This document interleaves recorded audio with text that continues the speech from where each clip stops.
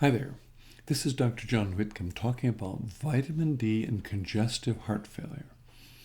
And I have to say, this column started about 10, 12 years ago when I started first writing about congestive heart failure and a paper discovered from England of Great Britain where 5 infants were found to be in severe congestive heart failure at birth. They all had dilated cardiomyopathy. They were on all the usual medicines for congestive heart failure and not improving.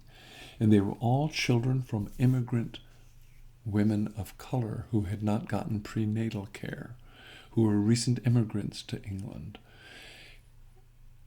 And when one was found to have a vitamin D level of 0, because England has a national database, they found other children around the country who had vitamin D levels of 0 who had congestive failure.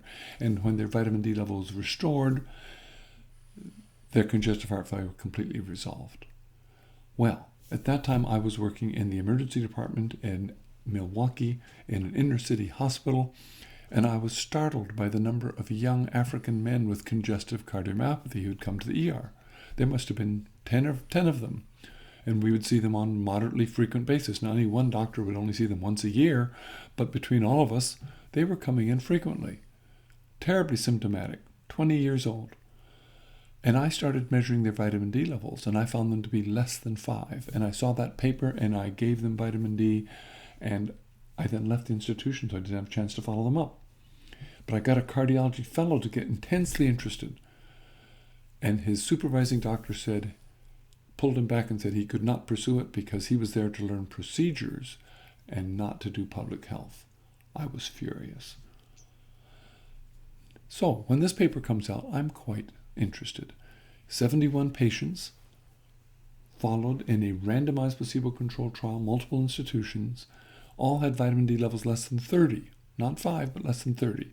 And their congestive heart failure measurement was also measured for endothelial dysfunction, which is a way of saying how quickly do your blood vessels respond if they're healthy.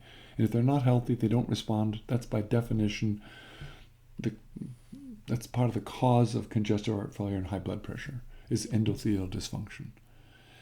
And what happened to these folks is after 4,000 units for just 6 months, their congestive heart failure had not improved, but they could walk further, had fewer symptoms, felt better, and showed markers of subjective improvement. I think this is a huge study. Now, first of all, 4,000 units is not enough because they didn't get a loading dose. If they wanted to measure the difference between 30 and 50, if they had started simply on 4,000 units a day, they were just getting up to 5,000 units after 6 months.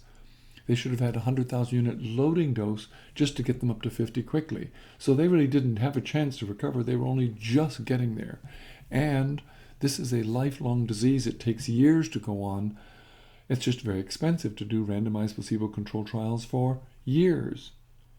But it validates the same finding, and we've seen it in other contexts, and that helps build that argument.